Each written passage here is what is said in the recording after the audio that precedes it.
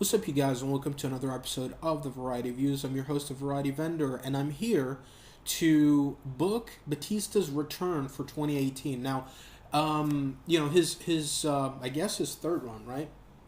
So there have been a lot of talks about Batista coming back and him being very, clear cut and telling everybody that, hey, I have no problem in having another run with the WWE as long as it's an actual run, not a one shot deal, or I would come in for like a couple of months and then would leave. No, he actually wants to come back for at least a year or two and do a full schedule with house shows and everything.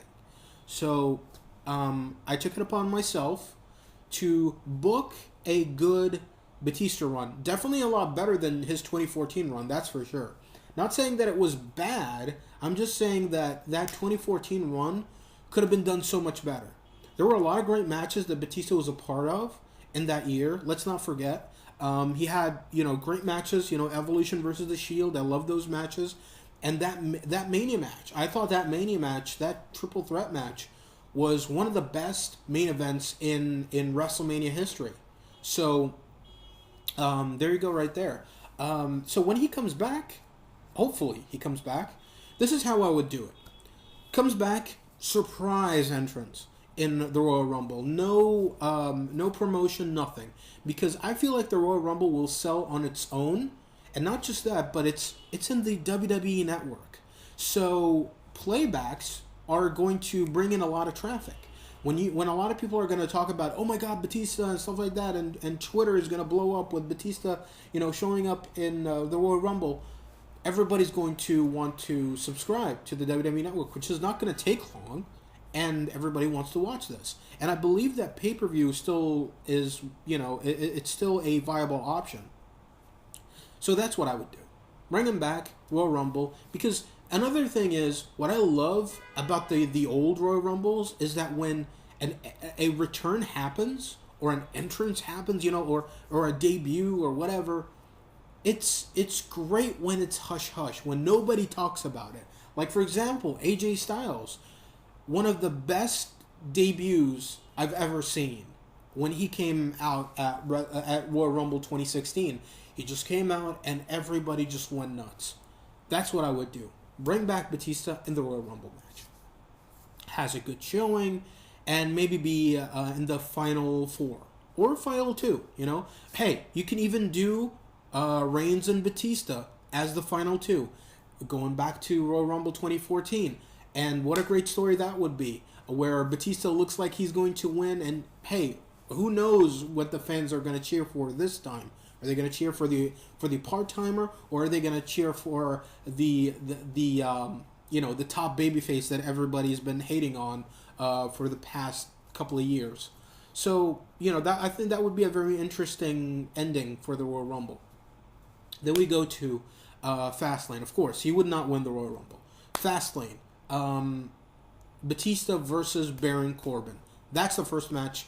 That's his first match, actual one-on-one match that I would have for Batista. His first program. And one of the things that I really didn't like in 2014 is that they had him come out and they had him face somebody that was actually over with the fans, and that was Alberto Del Rio. He had his CCC chant going on, and yes, it was rip-off of Daniel Bryan, but still, it I feel like it kind of was something that got him over again, he was a great performer in WWE. So I feel like Batista should face, if you want him to be the baby face, you got to have him face against somebody that's actually hated. Baron Corbin. Fastlane, him against Baron Corbin, and he beats Baron Corbin, of course. That's his first match back. Let Batista go over Baron Corbin. Then we go to WrestleMania 34. And I would have Batista enter himself in the Andre the Giant Memorial Battle Royal, make it into a big deal. Make it, in a way that you would have qualifying matches leading up to the Andre the Giant Memorial Battle Royal. And instead of having like 50 guys, let it be 20. I think 20 is a good number, or even 15. And with the winner, and this would be the stipulation, the new stipulation for the Andre the Giant Memorial Battle Royal is that the winner of that Battle Royal gets a U.S. title shot or Intercontinental title shot in the same night, depending on their brand. And I would have Batista be a part of SmackDown. This would help elevate SmackDown a little bit, and I would have Batista win the Andre the Giant Memorial Battle Royal, go on to later and beat Jinder Mahal for the U.S. title. And of course, everybody's going to be on Batista's side. Everybody's going to be cheering for Batista going up against, Jinder Mahal. And also, it would be a big match, I think, for Jinder. Going up against Batista, getting that rub from that big name. Then we go to Payback the following month, and Batista retains his U.S. title against Jinder Mahal in the rematch. Then right after that, he is drafted to Raw with the U.S. Championship. And you build to Money in the Bank and have him face against a workhorse. What bigger workhorse does WWE have besides AJ Styles? Have him go up against AJ Styles and have him beat AJ Styles. Because AJ is one of those guys that can lose every night and still look good. He's one of those few performers that can lose and it wouldn't matter. As long as it's a great match. And I do believe that AJ Styles can pull out an awesome match from Batista. And it would be a big match, I feel. And it would be for the U.S. title and Money in the Bank, big show, and make it into a big deal. And Batista goes over. Then we go to Battleground. This time, I would have AJ Styles defeat Batista and win the U.S. title in a street fight. He would win in a street fight, and the idea being that he got help from the club, Gallows, Anderson, and Finn Balor. And they would beat up Batista, destroy Batista, have AJ Styles go over Batista, wins the U.S. title, and he is hoisted up, and, AJ Styles is the U.S. champion. Everybody's happy. Now, earlier in the night, Gallows and Anderson won the tag titles. More on that later on. We go to SummerSlam, and the match that we have for SummerSlam is that since Batista tries to, he tries to get his hands on AJ, the club is always on his way, and so another guy that would be drafted to Raw would be Randy Orton, and also Shelton Benjamin. I would have both guys be on Raw. And because I do think that it would be time for Chad Gable to finally have a singles career, while Shelton Benjamin can be that guy that puts over younger talent.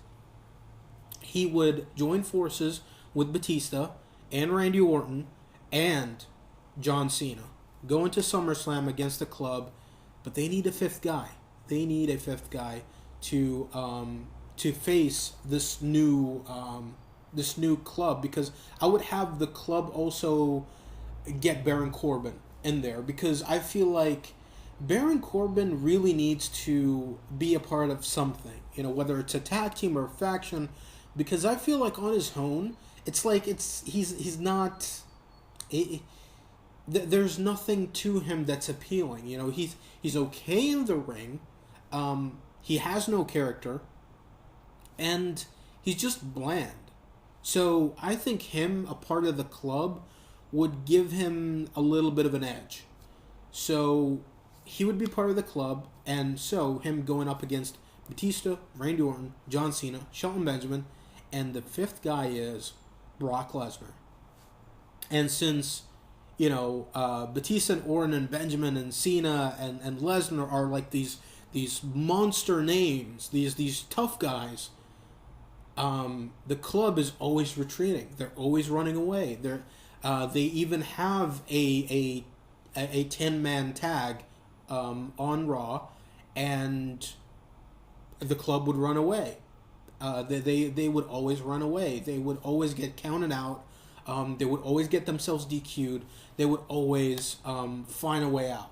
So, at SummerSlam, we would bring back War Games to keep everybody in. And the way that I would do it is, just like the old War Games, where it's like, 3-minute intervals, and you do a coin toss for each member. And the reason for that is so that you can let the club have the upper hand in most of the match. Well, Lesnar is like the final guy to be entered in, and you can imagine like him is like Lesnar just going nuts in the cage and just like pacing back and forth and being just unhinged. So once that buzzer hits and he gets unleashed, goes in there, suplexes everybody. And the team that I would have win would be the club. And the way that I would do it is have them pin Shelton Benjamin. Because, of course, he is, he's the lamb of the team. Because you're not going to beat Batista. You're not going to beat, Randy Orton or John Cena or Brock Lesnar, for fuck's sake. So let him beat Shelton Benjamin. Then we go to Extreme Rules. Extreme Rules would have Batista and Randy Orton against Gallows and Anderson for the tag titles. Evolution back together, going up against Gallows and Anderson, and even bring back Ric Flair. Let Ric Flair be their manager in this. And I would have Batista and Randy Orton go over Gallows and Anderson for the tag titles. And they're celebrating, and they're finally tag team champions for the first time in their career together. As tag team champions, because they were tag team champions before that, but not together. Then we go to TLC. And the stipulation for TLC, since it's a rematch, would be a tables match.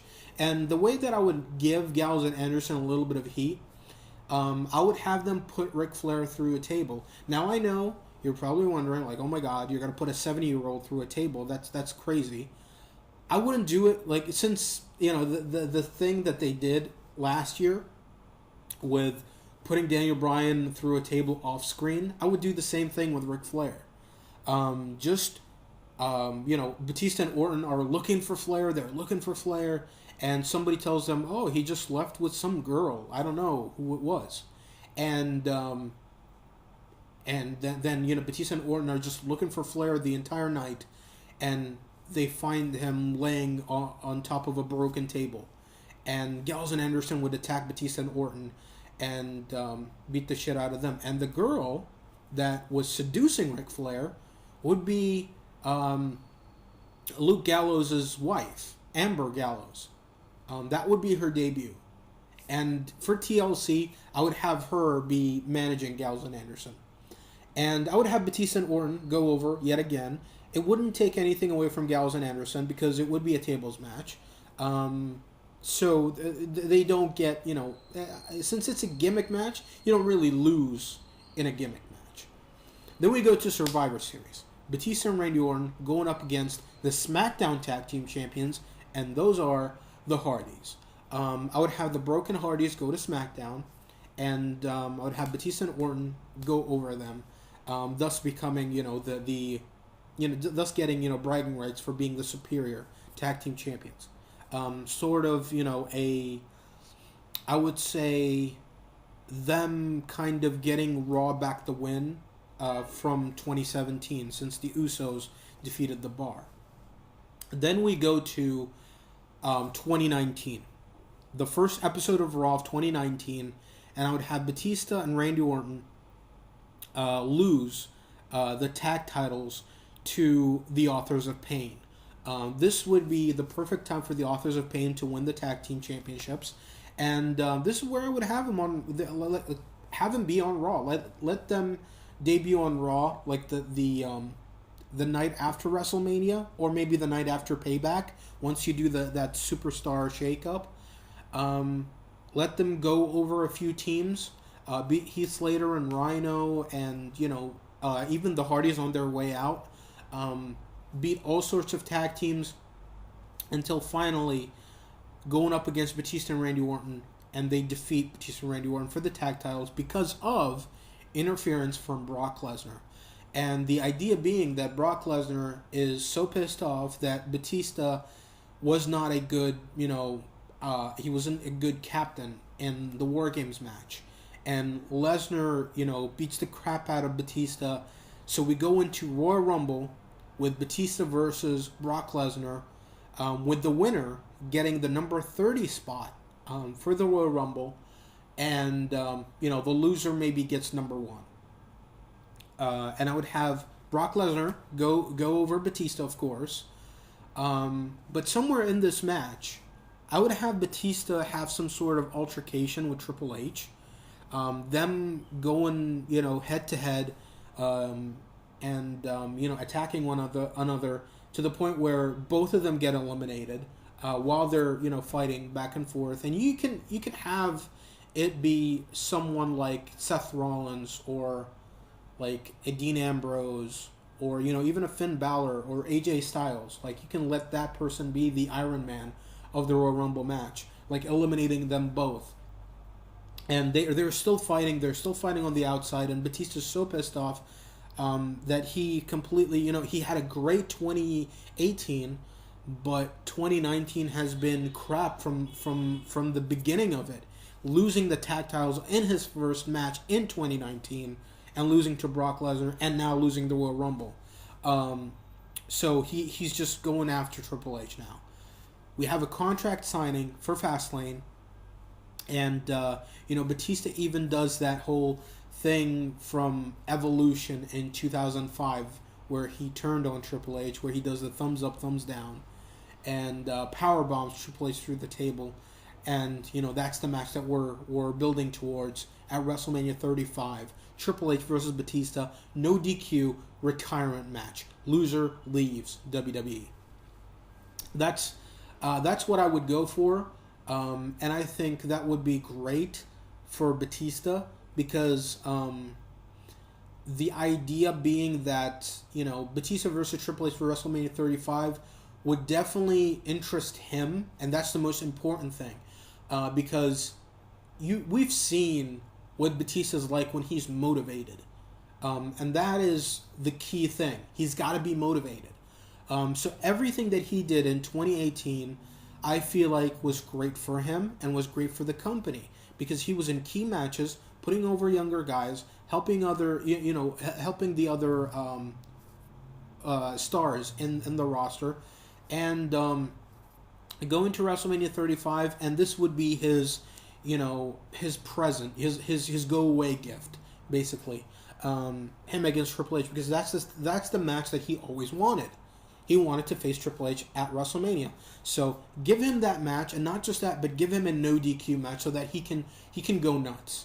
Let them go at it, and you know what? It would help hide the flaws, whether it's old age or them being rusty or Triple H being rusty for that matter, and a lot of smoking mirrors that would help both men have a great match, and I think it would be a great match. So you would do that, and at the end, bring out Ric Flair, bring out Randy Orton, and let them have like an Evolution celebration after the match. Doesn't matter who loses, whether it's Triple H or Batista. I would actually have Triple H be the one to retire, because I do think that Batista has, he's a bigger name. And not just that, but I think that he can have another run later on. Like, he can go away for like 4 months and come back, during SummerSlam, the SummerSlam build-up, or even Survivor Series, or heck, even the next year. He can do something like that. This would be, it could be either that or, you can have Triple H go over, and this would be like Batista's final match. Either way, I think this would be the great... the best way possible for the ending of Batista's third run, So, that's all I got to say about that. With that being said, rate, comment, favorite, please subscribe. Share with your friends, share with everybody. And check out my next video. We'll be talking about something else. And hopefully, I want to do the next video later because I'm losing my voice right now, and not just that, but I feel like my brain is about to explode right now because I haven't slept in like 28 hours. Then again, I've been battling insomnia for the past week.